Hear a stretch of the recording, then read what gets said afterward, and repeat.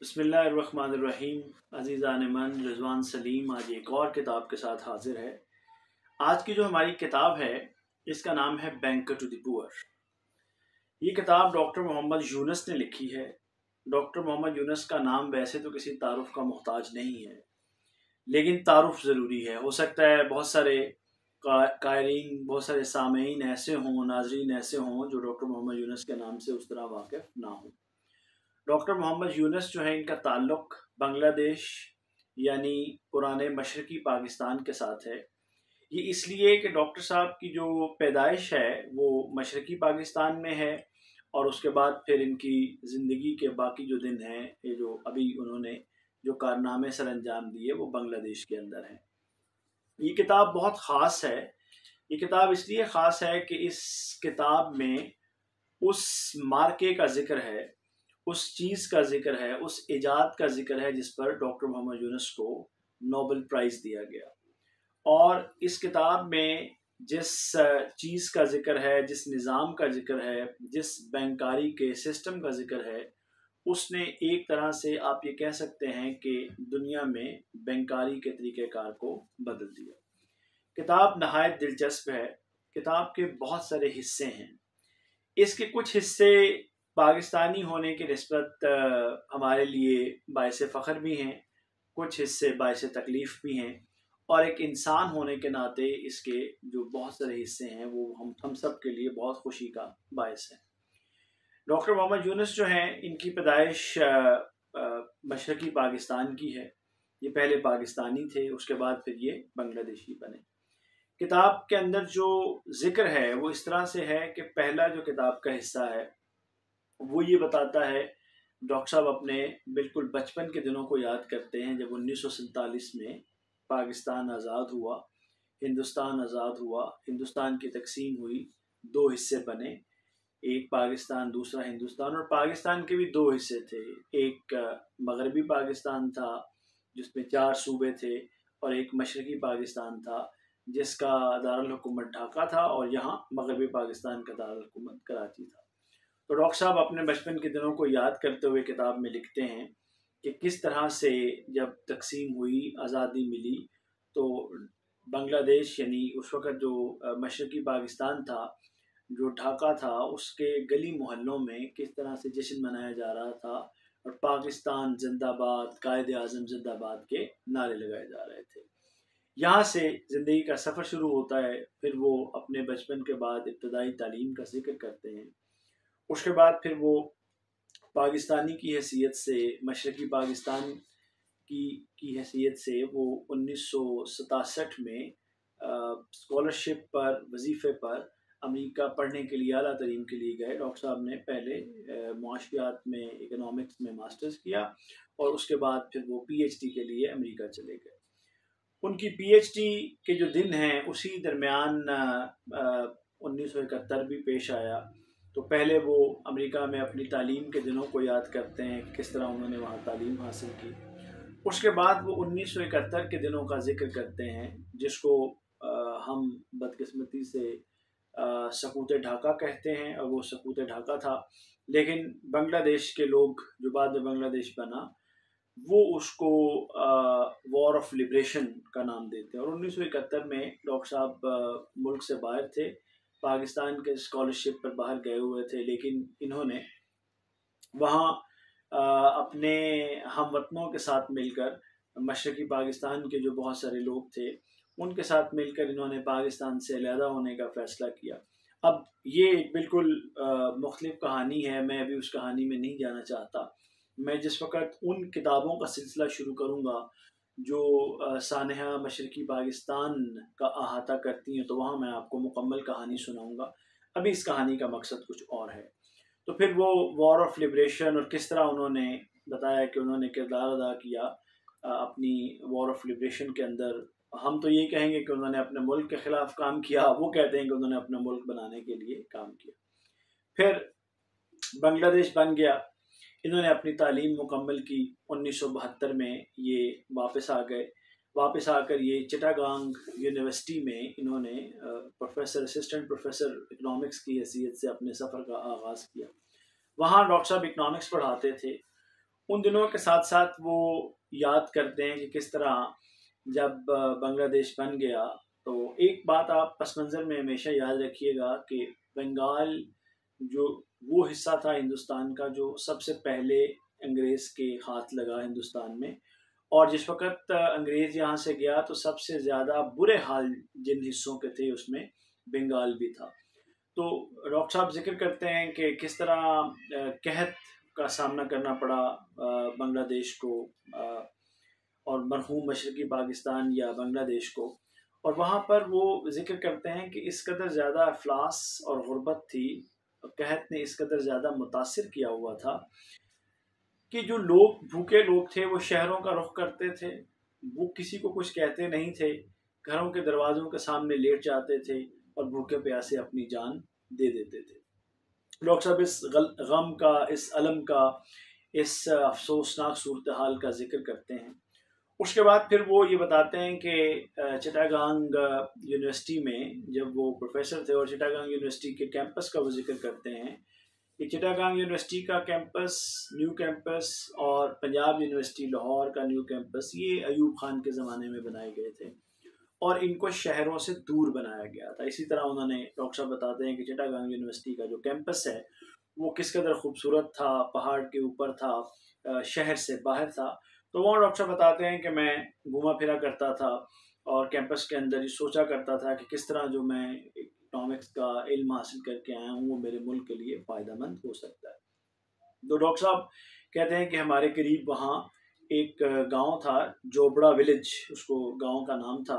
وہ کہتے ہیں کہ میں وہاں پر گیا اور میں نے کہا چلیں ارد گرد کے جو لوگ یہاں رہتے ہیں ان کے بارے میں معلومات حاصل کی جائیں کہ وہ کیا، کس پیشے سے منسلک ہیں، وہ کیا کرتے ہیں۔ تو ڈاکٹر صاحب کہتے ہیں کہ جب میں وہاں گیا تو میں نے دیکھا کہ لوگ وہاں پر جو بانس کے یہ جو موڑے ہوتے ہیں، بیمبو سٹولز، وہ بناتے تھے۔ تو انہوں نے کہا کہ جب میں نے لوگوں سے وہاں پر، خواتین زیادہ تر یہ کام کرتی تھیں، ان سے جب یہ پوچھا کہ آپ یہ کس کو بیچتے ہیں اور کتنے میں بیچتے ہیں، تو انہیں معلوم ہوا کہ وہ لوگ اس کو 2 ٹکے کے اندر جو ایک ہول سیلر ہے اس کو بیچ دیتے ہیں، جو ان کا سامان لے جاتا ہے اور لے جا کر اس کو پھر مارکیٹ میں 4 ٹکے یا 6 ٹکے کے اندر سیل کر دیتا ہے، ٹھیک ہے۔ تو ان کو ڈاکٹر صاحب نے یہ دیکھا کہ ان لوگوں کو پوچھا کہ آپ کو اس میں کیا بچتا ہے، تو انہوں نے بتایا کہ ہمیں تو اس میں صرف 1 ٹکا بچتا ہے، اور اگر ہم ایک دن میں 2 یا 3 سٹول بناتے ہیں تو اس سے ہمیں جو پیسے بچتے ہیں وہ بمشکل اس دن کی زندگی کرنے کے لیے، کھانے پینے کے لیے پورے ہوتے ہیں، اور ہماری زندگی سالہ سال سے ایسی ہی ہے اور اس میں کوئی بدلاؤ، کوئی تبدیلی نہیں آ رہی۔ ڈاکٹر صاحب نے اپنے کچھ شاگردوں کو ساتھ لیا، وہاں پر جو لوگ کام کرتے تھے ارد گرد کے گاؤں میں ان کا ایک سروے کیا، اور اس سے انہیں معلوم ہوا کہ اگر ان لوگوں کو قریباً 40 جو ڈالر کے برابر اماؤنٹ ہے وہ اگر ان لوگوں کو قرض کے طور پر فراہم کر دی جائے تو یہ لوگ یہ کر سکتے ہیں کہ وہ اپنا یہ جو سٹولز بناتے ہیں وہ کسی مڈل مین کو، درمیانی آدمی کو نہیں بیچیں گے، بلکہ وہ اس کو شہر لے جائیں گے اور شہر لے جا کر اس کو وہ اصل قیمت پر بیچ کر زیادہ پیسے کما سکیں گے۔ تو ڈاکٹر صاحب نے یہ ایکسپیریمنٹ کیا کہ ان لوگوں کو انہوں نے جو 40 ڈالر کے برابر رقم تھی وہ قرض کے طور پہ دے دی، اور ان سے کہا کہ بھئی تم لوگ یہ پیسے مجھے اصل جو زر ہے، رقم ہے، واپس کر دینا۔ تو ڈاکٹر صاحب نے دیکھا کہ انہوں نے ان کو پیسے دیے اور ان لوگوں نے کچھ دیر کے بعد انہیں ان کی اصل رقم لوٹا دی۔ اور جب ڈاکٹر صاحب نے اس تجربے میں ان لوگوں سے یہ پوچھا کہ بتائیے کہ اس سے کیا فرق پڑا، تو انہوں نے بتایا کہ ان کو کافی فائدہ ہوا۔ ظاہر ہے کہ جب آپ ایک چیز کسی درمیانی آدمی کو 2 ٹکے کی بیچ رہے ہیں، وہی جب آپ مارکیٹ میں جا کے 4 ٹکے کی بیچ سکتے ہیں یا 6 ٹکے کی بیچ سکتے ہیں یا 8 ٹکے کی بیچ سکتے ہیں، تو اس میں آپ کو فائدہ یہ ہوتا ہے کہ ذرا کہ آپ کے جو حالات ہیں وہ پہلے سے بہتر ہو جاتے ہیں۔ تو ڈاکٹر صاحب نے جب یہ دیکھا کہ ان کا یہ تجربہ جو ہے وہ کامیاب ہو گیا ہے، ٹھیک ہے، تو اپنے اس کامیاب تجربے کو وہ لے کر انہوں نے فیصلہ کیا کہ وہ جو چٹاگانگ یونیورسٹی میں جو بینک کی برانچ ہے، نیشنل بینک آف بنگلہ دیش کی جو برانچ ہے، اس میں جائیں گے اور جو بینکر ہے اس سے کہیں گے کہ وہ ان غریب لوگوں کو اگر قرض دے تو ان کے حالات بہت بدل سکتے ہیں۔ تو اس کے اندر ایک دوسری دلچسپ وہ مکالمہ ہے جو ڈاکٹر صاحب اور چٹاگانگ جو یونیورسٹی کی بینک برانچ ہے بنگلہ دیش کی، اس کے مینیجر کے ساتھ ان کا ایک بڑا دلچسپ مکالمہ ہے، جس میں آپ اس مکالمے کو جب پڑھتے ہیں تو آپ کو یہ معلوم ہوتا ہے کہ ایک کنونشنل بینکر کی سوچ اور اپروچ کیا ہوتی ہے اور اس کے مقابلے میں ایک مختلف سوچنے والے آدمی کی اپروچ کیا ہوتی ہے۔ ڈاکٹر صاحب کا پرپوزل یہ تھا کہ یہ جو غریب لوگ ہیں ان کو بھی قرض ملنے چاہیے اور ان کو چھوٹے قرضے ملنے چاہیے، لیکن جو بینک کا مینیجر تھا وہ کہتا تھا کہ ان کے لیے جو کولیٹرل ہے، جو رہن رکھنے کے لیے کیا دیا جائے گا، ان کے پاس تو کچھ بھی نہیں اور غریب لوگ برے ہوتے ہیں۔ ڈاکٹر صاحب نے کہا کہ میں نے اسے سمجھایا اور اپنے تجربے کے بارے میں بتایا اور اسے کہا کہ ان کے پاس کولیٹرل کوئی نہیں ہے، ان کے پاس رہن رکھنے کو کچھ نہیں ہے، ان کو میں ان کی شخصی ضمانت دے سکتا ہوں اور میں تمہیں یقین دلاتا ہوں کہ جو غریب لوگ ہوتے ہیں یہ ایسے برے نہیں ہوتے اور یہ تمہارا قرض وقت پہ واپس کریں گے۔ تو بہت زیادہ بحث اس میں ہوتی رہی۔ اس نے کہا کہ مجھے اس کے لیے اپروول لینی پڑے گی، اس نے بینک کے ہیڈ آفس کو لکھا، اس کو کوئی جواب نہ ملا۔ خیر ایک لمبی جسے کہتے ہیں گفت و شنید کے بعد ڈاکٹر صاحب بینک کو اس بات پہ قائل کرنے میں کامیاب ہو گئے کہ وہ ان کسانوں کو، ان دیہات کے لوگوں کو چھوٹے قرضے دیں اور پھر اس کے اوپر وہ اپنا ایک مارک اپ بھی چارج کر لیں۔ اور جب بینک نے دینا شروع کیا تو آہستہ آہستہ یہ بات سامنے آئی کہ وہ غریب لوگوں نے قرض واپس کرنے شروع کر دیے۔ تجربہ کامیاب ہوا، بات آگے بڑھی۔ اس کے بعد ڈاکٹر صاحب نے فارمنگ کے طور پہ اس کا ایک تجربہ کیا، وہ بھی کامیاب ہوا۔ بات آگے بڑھی تو ڈاکٹر صاحب نے بھی دیکھا کہ اب مجھے یہ کرنا چاہیے کہ یہ جو چھوٹے قرضے ہیں جن کو مائکرو فائنینس کہتے ہیں، مائکرو کریڈٹ کہتے ہیں، اس کی بنیاد رکھنی چاہیے۔ تو ڈاکٹر صاحب نے ایک فاؤنڈیشن کے طور پہ گرامین کے نام سے ایک ادارے کی بنیاد رکھی، جس کا قرض دینے کا جو طریقہ کار تھا وہ اس سے بالکل مختلف تھا جو کہ عام طور پہ قرض دینے کا طریقہ کار بینکس میں استعمال کیا جاتا ہے۔ ان کا جو طریقہ کار تھا، ٹھیک ہے، وہ یہ تھا کہ یہ گروپ کی شکل میں قرض دیتے تھے، یعنی اس کے اندر کوئی کولیٹرل نہیں ہوتا تھا، لیکن گروپ میں چونکہ قرض دیا جاتا تھا اس لیے سب لوگ ایک دوسرے کی جو ہے وہ ضمانت دیتے تھے اور اس سے ہوتا یہ تھا کہ گروپ پریشر کی وجہ سے لوگ قرض جو ہے اس کو واپس کر دیتے تھے۔ تو گرامین فاؤنڈیشن نے اپنا کام شروع کیا۔ ڈاکٹر صاحب نے قرض کے لیے یہ فیصلہ کیا کہ جو قرض ہے یہ مردوں کی جگہ پہ عورتوں کو دیا جائے گا۔ اس کی بعد میں انہوں نے توجیہ بھی پیش کی کہ کس طرح سے عورتوں کو کیوں دیا جائے گا۔ اس کی وجہ انہوں نے یہ بیان کی کہ ان کے نزدیک عورتیں اس بنگلہ دیش کی انوائرمنٹ میں ورکنگ لیڈیز کا کانسیپٹ ذرا زیادہ ہے، کام کرنے والی خواتین کا، اور پھر انہوں نے کہا کہ وہ زیادہ ذمہ دار ہیں مردوں کی نسبت اور وہ زیادہ احتیاط کے ساتھ چیزوں کو استعمال کرتی ہیں، تو وہ قرض کو بھی اس طرح استعمال کریں گی۔ اس طرح انہوں نے ڈاکٹر صاحب نے جو ہے وہ ایسے لوگوں کو جن کو کوئی قرض نہیں دیتا تھا، جو بینکیبل نہیں تھے، ان کو بینکیبل جو ہے وہ قرار دیا اور پھر ان لوگوں کو انہوں نے جو ہے وہ انٹرسٹ پر، سود پر جو ہے وہ قرض دینے شروع کیے، جو کہ ان لوگوں نے واپس کرنے ہوتے تھے، وہ گروپ لون تھے۔ یہاں سے عزیزان من جو ہے وہ ایک بالکل نئی جو صنعت ہے مائکرو فائنینس بینکنگ کی، اس کا آغاز ہوتا ہے۔ اور پھر ڈاکٹر صاحب نے پہلے اس کو فاؤنڈیشن کے طور پہ چلایا، وہ کامیاب ہوئی۔ اس کے بعد انہوں نے اس کو فل سکیل 1970 کی دہائی کے آخر میں اس کو اور 80 میں فل سکیل بینک بنا لیا۔ اس کے بعد ڈاکٹر صاحب کا یہ جو تجربہ ہے اس کو پوری دنیا میں دہرایا گیا۔ اب پاکستان کے اندر ہمارا خوشحالی بینک ہے جو سرکار کا بینک ہے جو مائکرو فائنینس دیتا ہے۔ اس کے علاوہ ڈھیر سارے اب اور نان گورنمنٹل سیکٹر NGOs میں بھی اور پرائیویٹ سیکٹر میں بھی ایسے بینک ہیں جو چھوٹے قرضے دیتے ہیں۔ امریکہ میں اس کا بڑا تجربہ کیا گیا، دنیا کے باقی حصوں میں اس کا تجربہ کیا گیا، اور ڈاکٹر صاحب کی کتاب اصل میں اوریجنلی 1997 میں لکھی گئی اور میرے پاس یہ کتاب 2001 کے بعد آئی اور پھر میں نے اس کو تقریباً آپ کہہ سکتے ہیں کہ 20 سے 1 سال پہلے میں نے اس کتاب کو پڑھا تھا۔ تو مجھے آج یاد آیا کہ اس کتاب کے اندر بڑی زبردست چیزیں ہیں۔ اب اس کتاب کی خوبیوں میں ایک بڑی خوبی یہ ہے کہ اس کی انگریزی زبان میں لکھی ہوئی ہے، اس کے اندر ایک طرح سے عہد حاضر کے ایک معجزے کا بیان ہے۔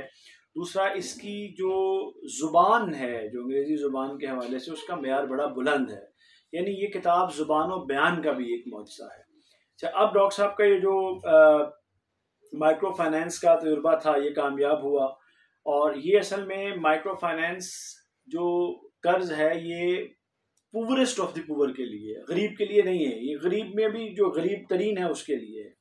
تو ڈاکٹر صاحب نے اس میں بہت سارے تجربات بیان کیے ہیں کہ کیسے مختلف لوگ جو ہیں انہوں نے مائکرو کریڈٹ مائکرو فائنینس لیا اور پھر وہ آہستہ آہستہ غربت کی لکیر سے اوپر آنا شروع ہو گئے، غربت کے چنگل سے وہ باہر نکلے۔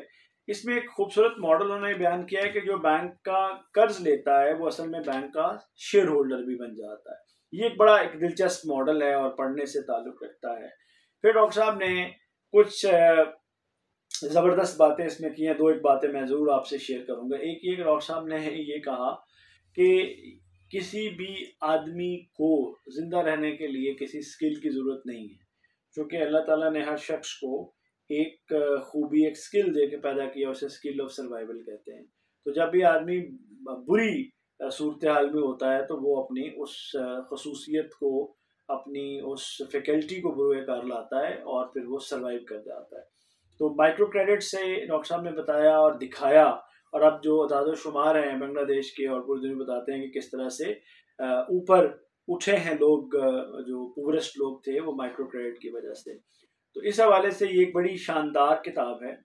اور آخر میں پھر ڈاکٹر صاحب نے یہ بتایا ہے کہ کس طرح سے پھر گرامین بینک جو ہے اس نے گرامین بینکس نے آگے بڑھ کے پھر گرامین ہاؤسنگ کا پروجیکٹ، غریب لوگوں کے لیے گھر ایک انہوں نے شروع کیے، گرامین انرجی کا پروجیکٹ شروع کیا، گرامین ٹیلی فون ٹیکنالوجی کا پروجیکٹ شروع کیا۔ اسی طرح آج کل ڈاکٹر صاحب اگر دیکھیں تو وہ سوشل بزنس کے نام سے نیوٹریشن کے اوپر کام کر رہے ہیں کہ کس طرح غریب لوگوں کو، بچوں کو ایجوکیشن، تعلیم دی جا سکتی ہے۔ تو یہ کتاب اس لحاظ سے عزیزان من ایک معجزہ ہے، اور میں آپ سب لوگوں سے ضرور کہوں گا کہ آپ اس کتاب کو پڑھیں۔ اس کتاب کو خاص طور پہ ہمارے نوجوان طبقے کو پڑھنا چاہیے تاکہ وہ دیکھ سکیں کہ اگر انسان کوشش کرے تو وہ کس طرح سے نئی چیزوں کے بارے میں سوچ سکتا ہے، اور اگر اس کے سامنے یہ ہو کہ اس نے انسانیت کے مسائل حل کرنے ہیں تو کس طرح وہ اپنے مسائل حل کر سکتا ہے۔ امید ہے آپ کو یہ کتاب پسند آئی ہوگی۔ شکریہ۔